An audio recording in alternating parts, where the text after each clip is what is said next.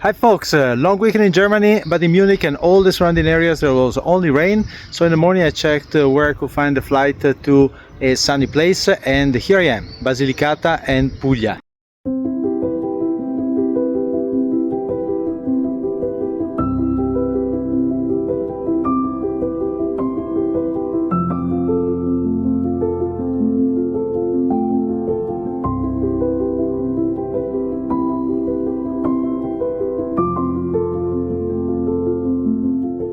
For the cycling by myself, lots of climbing and very isolated places. I'm gonna show you also what is the incredible place behind me, and now let's go.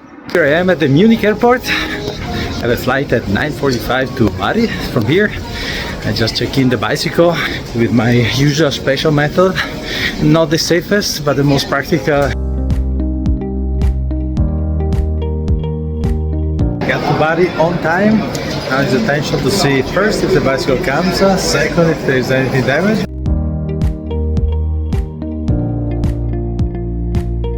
I think it should be okay. I still need to mount the pedals and drive, but it looks okay. Mounted in a couple of minutes, it's ready to go. And also my saddlebag is mounted. I found an agreement with an hotel. They will keep my bag. It's just here in front of the airport. They did not have any room available, so I'm just going to the breakfast next door. Now leaving the airport behind, it's back there. I'm here with my bag on my bicycle. And this is the big hotel close to the airport. They did not have rooms, but they were so nice that they can keep my bag even for free.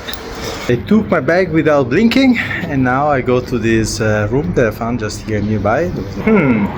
And the first small issue, I got to the place here, there is an opening, but it doesn't open. We tried over the phone, but it doesn't open. Made it to the room. Here it is. Here's the beast. And here's my bed for tonight. Shortly before 7, I got going because this afternoon there should be some rain. Back there is the airport of Bari. Now in front of me, in a few hundred meters, there is the Adriatic Sea. And then I'm gonna go up along the Adriatic Sea and then inland toward Basilicata. Here the first small port town that I cross along the coast. This behind me is Giovinazzo, is the first pretty coastal town that I cross. I take a chance to show my beast here. Here entering the port of Giovinazzo. Really beautiful feeling to be here, knowing that back home it's raining. I'm sorry for kids and wife, of course. Back there is the old town of Giovinazzo, and it's a pretty amazing backdrop here.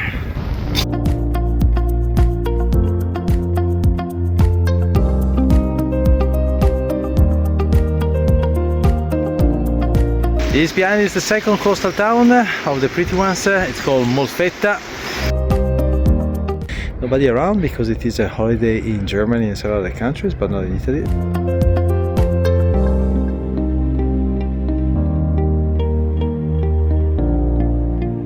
And also Bisceglie has its corner with some street art. And curious now, there was a road that was blocked. A lady jumped on all over the barriers that were blocking it. And I was doing the same, so it's a bit difficult with the bicycle. But you can go down here, I know a secret way along the beach. I need to thank the lady. She sent me here down to this beach. It was very nice actually, with these flowers here, wildflowers, and the kind of white pebble beach. Walking on this nice white beach. Now she told me to go up these small stairs next to the tower. Nice view of the port of Trani from here. Here there is for sure a nice cafe to have some breakfast. And here is pure Mediterranean feeling, 100%.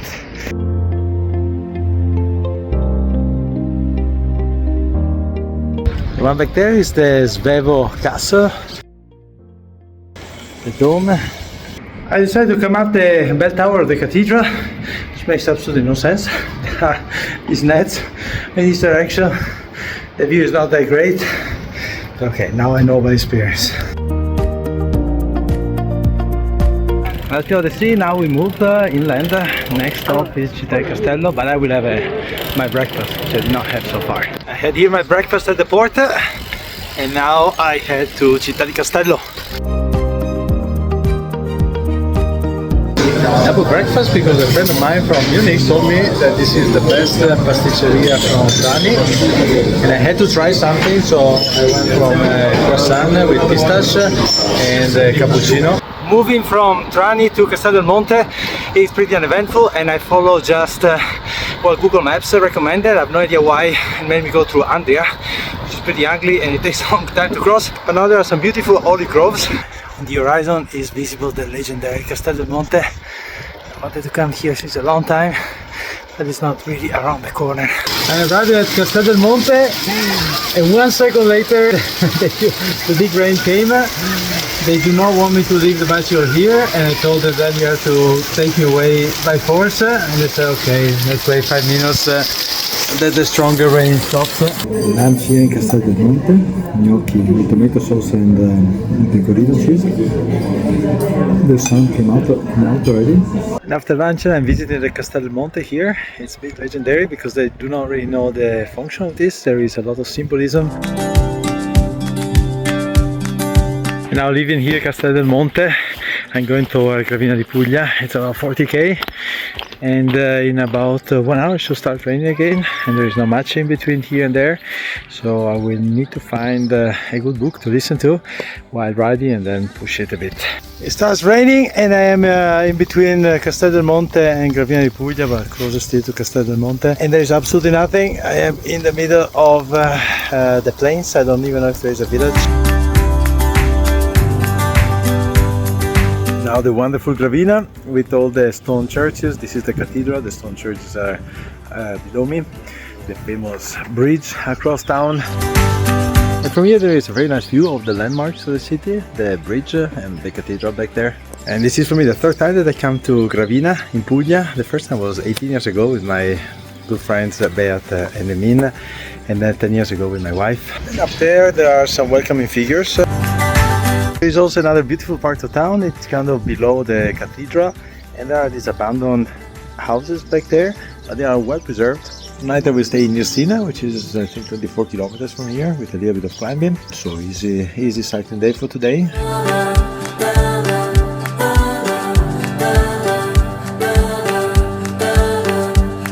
Thank you Google Maps. That sent me to this road. There is no road.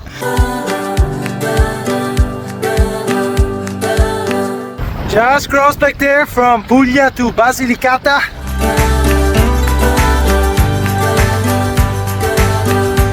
300-meter of altitude climb to finish the day. It's quite steep, it's like 10%.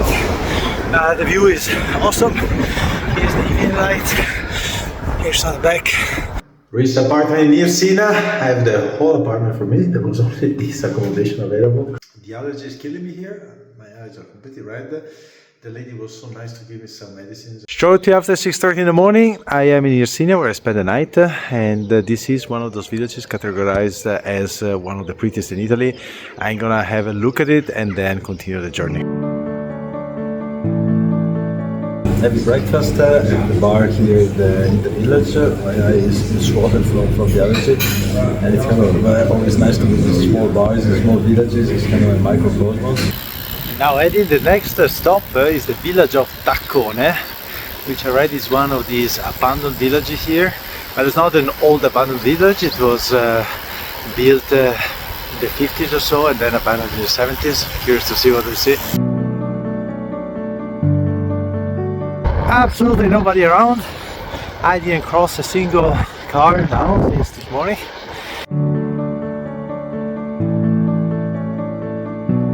Now I'm in this village of Taccone, which was populated in the 50s because of the agricultural reform in Italy, and basically they built everything. They built churches, schools, houses, and about 20 years later pretty much everybody left. So I'm curious to enter some of these buildings and see what's inside.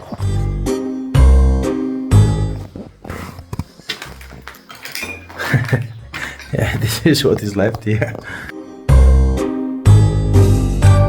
And let's see what's inside this other building. Yeah, there was life here maybe some time ago. Not sure if it is safe to go upstairs. Let's try it.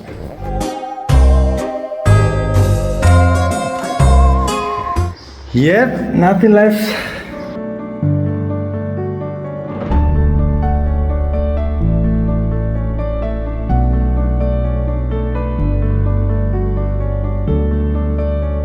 Next stop is Acerenza, which is just in front of me. It's again one of those villages listed as one of the prettiest in Italy. There's a nice climb, 400 meters, pretty steep.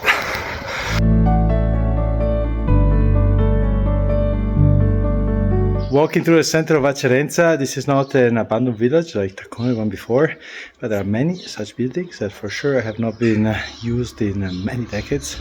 Walking around this center of Acerenza, where there is almost nothing, it's almost everything is closed. There's a small shop here where I got little snacks and otherwise not too much to do or see here. I get ready for about 60 kilometers of nothing. There's gonna be lots of ups and downs in the middle of nowhere, basically, some scattered villages. So I get ready to enjoy this Lucania landscape and audiobook. The village back there is Cancellara, easy to remember, like the cyclist. Very long stretch on this road, which is actually marked as Strada Provinciale, but for sure there are no cars here since a long time. The road is all destroyed. Arrived in a village after a good 20 kilometers without absolutely anything. It's called Basilicata.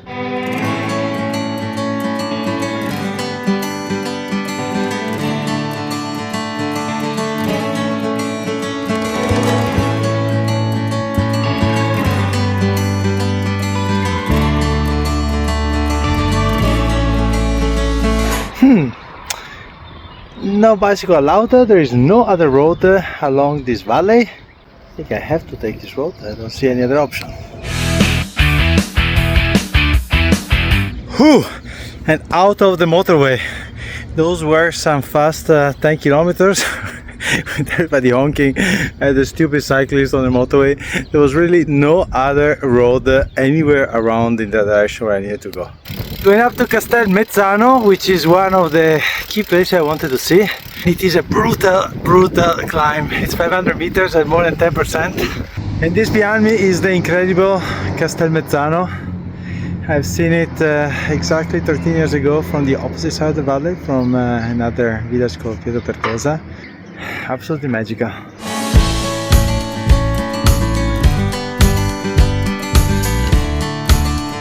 From these gentle hills down there, probably where I came from, to these huge granitic walls. Here's the highest point of this short walk around the city. The villages down there, also on this side, looks awesome. Fortunately, I see that this door here is closed because there is this walk up here that looks pretty cool. Beside the view from the outside, the whole village is built right in the rocks. There are several houses built in the stones. Fantastic multifunction, pretty smart. He has a shop and a car in the same place. And he was driving with it just open with everything hanging out.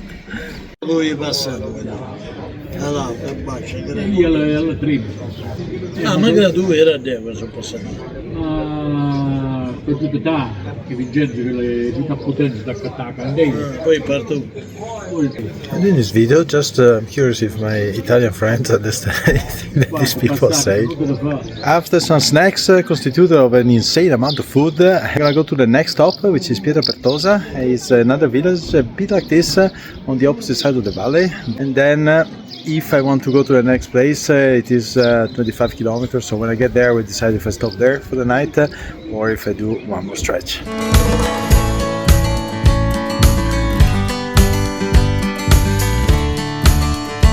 The road is closed back there. I hope not for bicycles. I don't see another way.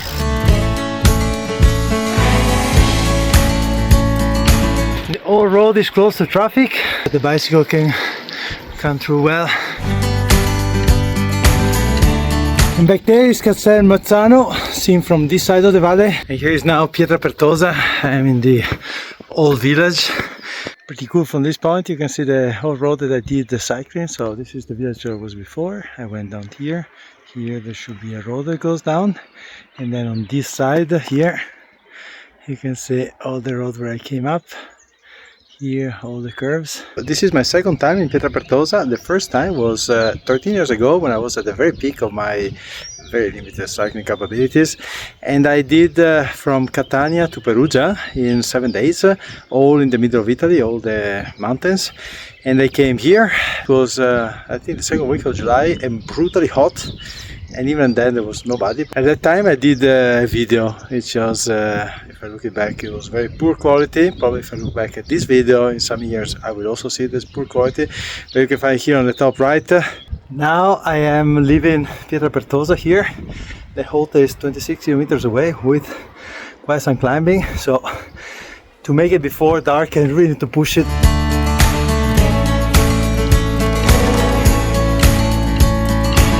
I was not expecting such steep and long climbs.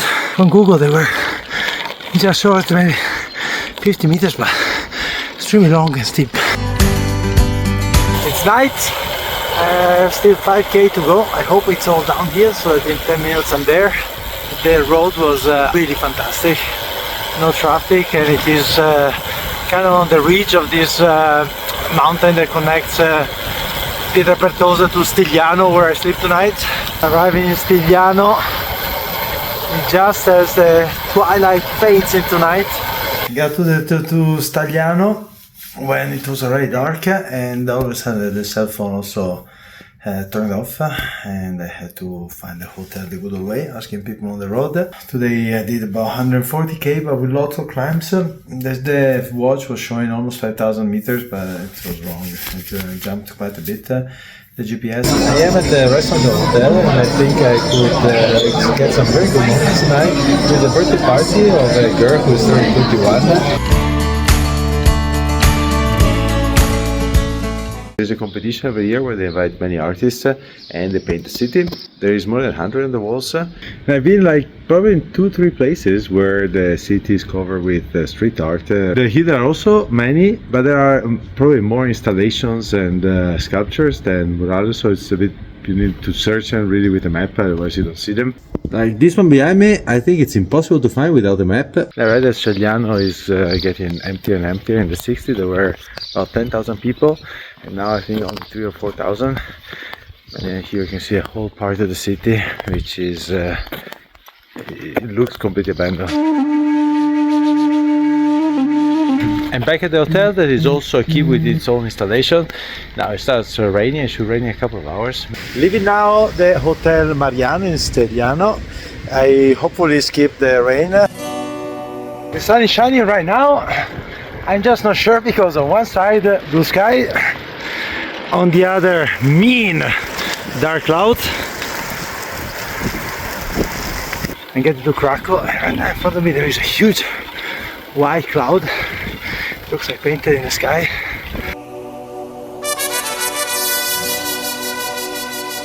That back there is the first view of Craco, which is one of the famous ghost town or abandoned villages. If you Google it, it's one of the first that comes out.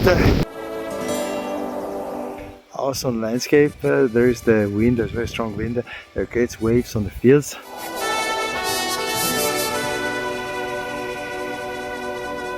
I arrived in Craco, and there is the ticket office back there, and there is only guided tours that start every hour, and I asked if I can just join the one that is just in front of me, which they allowed, and I needed to have an helmet, and they said you can use your own, so this is why I am walking around with a bicycle helmet. I got to this village of Craco, and there is a guide explaining to some people about the history. I did not catch yet how old it is, but it cannot be that old because we're talking about one of these buildings being the cinema. So the last people who lived here were even in the 90s, that's very last persons. The village is really charming. The only problem is that I thought I could walk around by myself. There's all this group of people, mainly elderly, where they have family that come originally from here. So that's an interesting part. There were at least 3 that says, yeah, here there was my grandmother living here and so on. I left the group, let's see if they come to chase me. And I am kind of roaming by myself now here. But I looked on Wikipedia because there were different versions of when it was abandoned. So in the 60s there was a landslide and several people left. And in 1980 there was flooding and it was completely left. What I found impressive is that it was abandoned in 1980. But there are trees inside the buildings like this, and there are bigger ones, fully grown. Having lunch here in the parking lot of Craco. with this nice sandwich with capocollo. Domani fa una bella pasta di su con la polpetta. Spezzati. Si può mangiare pure prima. Qual è il problema? No, ma aspetta la prega, aspetta. No, è troppo tardi. I'm leaving now Craco and going toward Pisticci and then Matera. Pisticci is a town with white houses. I think that Pisticci, my next destination, should be this village here. Because I see some white houses. I don't know if you can see it on the camera. Between here and there are these rock formations. They are called Calanchi. Oh, it looks like the far west. I need to check if Bud Spencer and Terence Hill have done some movies here. I've never been to New Mexico and those kind of places, but this is kind of the way I imagine it.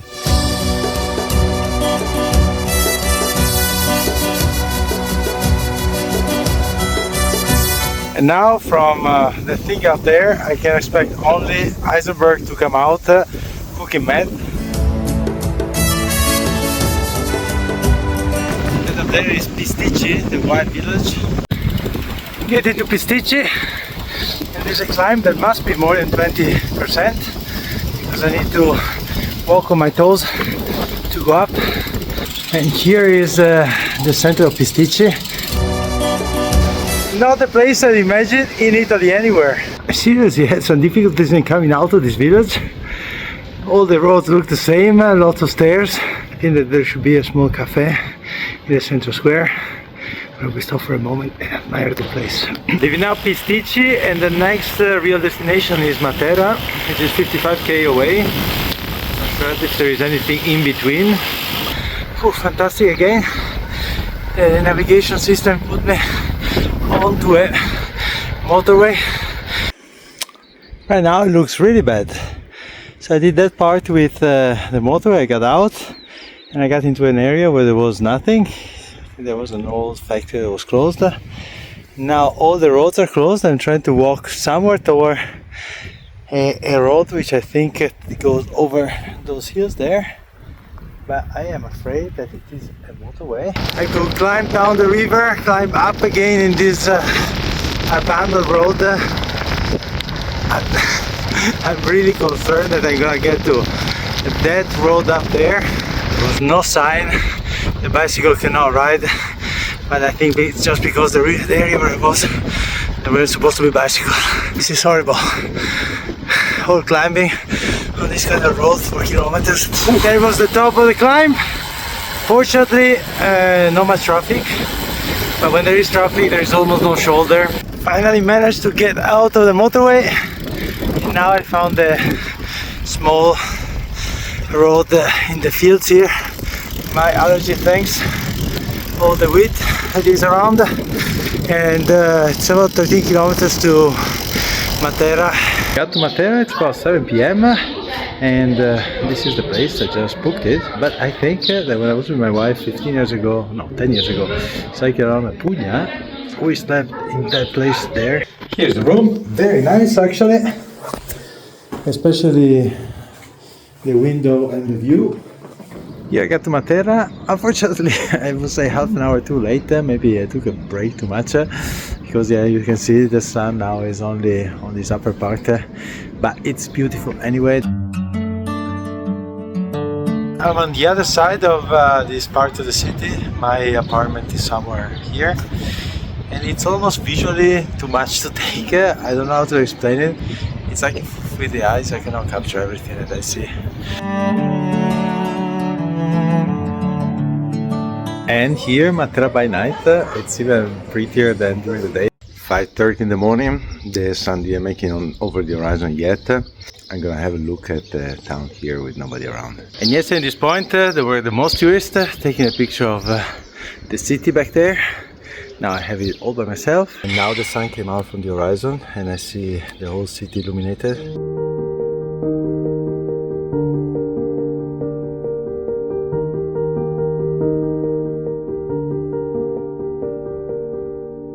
Left Matera behind at around 7:30 this morning. The straight way to Bari would be about 63k without anything in between. My plan was to go in all the area of Alberobello, Martina Franca, Locorotondo. It's gonna be a long tour. If I go that way, it's about 180-190k, and I have a flight to take at 7:15. But I try, so I'm going in that direction. This behind is La Terza. I don't know if you appreciate that there is the whole city on a rock, and I continue going south with a very strong backwind, which I will pay when I go back up north toward Bari. A missable cappuccino croissant in Castellaneta. The ride is nice, but there's lacking some highlights, so I don't have many videos to do during the ride. Next stop is gonna be Alberobello, and from there I need to do a pretty fast ride to the airport. The ride is missing any special highlights, so I take whatever comes on my way, like completely abandoned structures, which have somehow their own charm. And the highlights are abandoned structures, which are plenty along the way, and these infinite straight roads without cars coming either way. A really cool road in the middle of the olive groves, and there are plenty of Trulli, these buildings that look like a cone.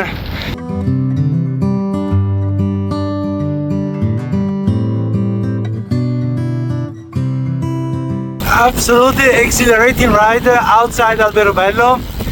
This road between stone walls, olive groves, there are some vineyards, the Trulli. Really an awesome cycling ride. A bit of a cultural shock. I got to Alberobello, which is the city famous for the Trulli, and it's a touristy jungle.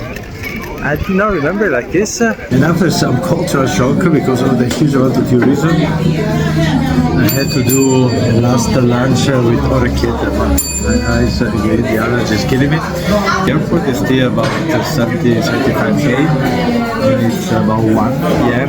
The flight is in 6 hours. It's beautiful, this Trulli. Last time I came was good 10 years ago. I did not remember them as crowded. And it was also summer, so it was not low season. There are clusters of Trulli outside the city, which are just as beautiful, maybe not such a high concentration. Fortunately, also here, just getting away of the main touristic road, there are some quiet spaces. Definitely too many people for me to enjoy it. Now I need to rush to the airport. Again, it's 80k, and I need to be there in 5 hours at the most. Even less, 4.5, so I need to speed up things. All the good backwind turns into headwind. There's no free lunch. Now in Polignano, and if I thought that Alberobello was full of tourists, here is kind of next level. Here's the view from the main road. There is not much to see between here, Polignano, and Bari. I'm gonna take a bit of time, maybe 15-20 minutes, half an hour, to walk around a bit. This overcrowded city. Last view of Polignano. Now it's 45 kilometers with a bicycle all the way to Bari. I'm a little bit concerned because I'm going to headwind, 32 kilometers per hour, I've seen. And I have just a little bit more than 2 hours to get there, so I need to keep a high. Brutal headwind, but this Trulli and the sea are all for me, not yours here.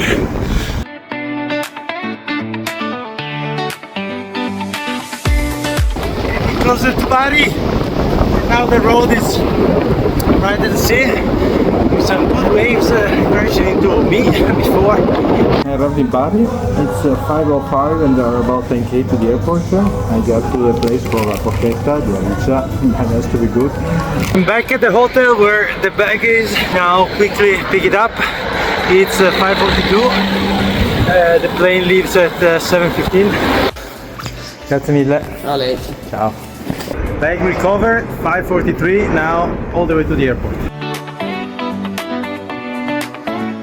5:51 and now at the airport. Let's see how quickly I managed to dismantle and check in the bicycle. 5:59 and the bicycle is now completely sealed and ready to go. Trip is over, now I am waiting for boarding. The trip was awesome, thinking that it was raining all around home, and here it was absolutely the perfect cycling weather. Highlights for sure, Castelmezzano and Pietrapertosa. some of the cycling on the ravines and olive groves, absolutely astonishing. Cycling is tough, I think, for somebody who is not a trained cyclist. There are many climbs up and down, short, but many of them, and some very steep. Twice I found myself on motorways. So yeah, somebody has to enjoy cycling. It's not an easy ride for a first timer. I hope you enjoy the trip and see you next time. Last minute twist, I was at the gate and they said, Giorgio Guiotto, come to the gate. They brought me here, they need to talk to me, that's it. I wanted to deflate a bit more the tires. I always leave a bit of air so that the rims don't get damaged.